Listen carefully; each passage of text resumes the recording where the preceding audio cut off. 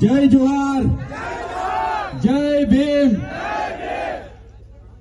અહીંયા આવીને ખબર પડી કે પોલીસ પ્રશાસન અહીંથી સાઉન્ડ પણ ચોરી ગયું છે। ત્યારે પ્રશાસનને પણ કહેવા માંગીએ છીએ, તમે માયક અને સાઉન્ડ ચોરી જશો તો પણ અમારા આદિવાસી, દલિત, ઓબીસી માઇનોરિટીનો અવાજ તમે દબાવી નથી શકવાના। આ અવાજ સંવિધાનનો છે, આ અવાજ બાબા સાહેબનો છે, એને ક્યારે તમે દબાવી નથી શકવાના।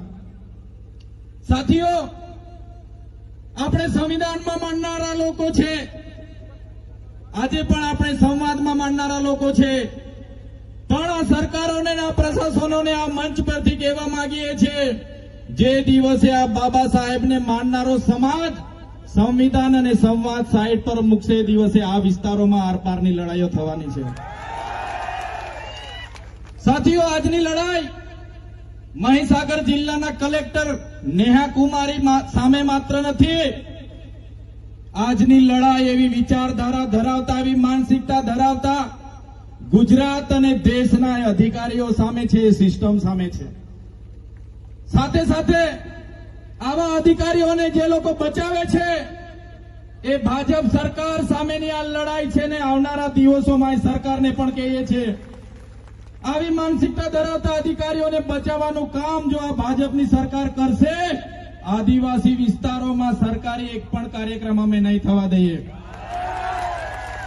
લડત અમારી ચાલુ થશે, ચાલુ રહેશે।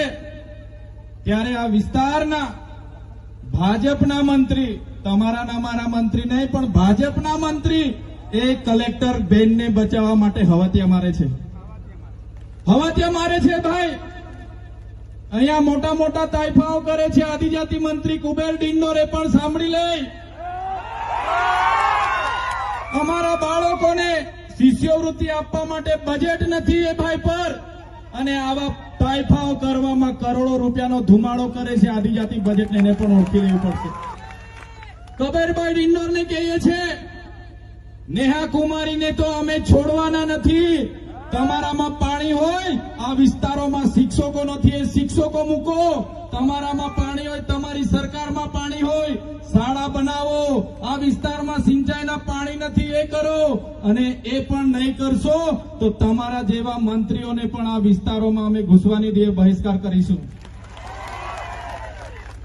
ત્યારે આ માનસિકતાઓ સામે આજે એક થનારો આદિવાસી, દલિત, ઓબીસી માઇનોરિટી, દલિત, વંચિત, ગરીબ, આ સમાજનો અવાજ કોઈ નહીં બચાવી શકે। પોલીસ વિભાગના અધિકારીઓને પણ આજના જાહેર મંચ પરથી કહીએ છીએ, અમારા જેવા ચૂંટાયેલા પ્રતિનિધિ હોય, પીઆઈ, પીએસઆઈ, એસપી હોય કે કલેક્ટર હોય, આપણો પગાર પ્રજાના ટેક્સમાં આવે છે, આપણે બધા આ પ્રજાના સેવક છે ને આપણે સેવા કરવા માટે આવ્યા છીએ। ત્યારે આ બધા ધારાસભ્ય, આ બધા મંચસ્થ નેતાગણ માત્ર નેહા કુમારી સામે નથી લડવા માટે આવ્યા, આ સિસ્ટમ સામે લડવાનો સમય આવી ગયો છે મિત્રો। સંવિધાન બચાવવાનો સમય આવી ગયો છે। આજના મંચ પરથી કહીએ છીએ, ફરી પણ સરકાર નહીં જાગશે, આ નેહા કુમારી સામે ખાતાકીય તપાસ નહીં કરશે, એમને સસ્પેન્ડ કરવા સુધીની કાર્યવાહી નહીં કરશે, તો જિગ્નેશભાઈને હું કેમ છું, આવનારા દિવસોમાં કાર્યક્રમ ગાંધીનગરનો ગોઠવો, હજારોની સંખ્યામાં ત્યાં ઉમટી પડીશું। એને સસ્પેન્ડ કરે ત્યાં સુધીનું આંદોલન ચાલુ રહેશે।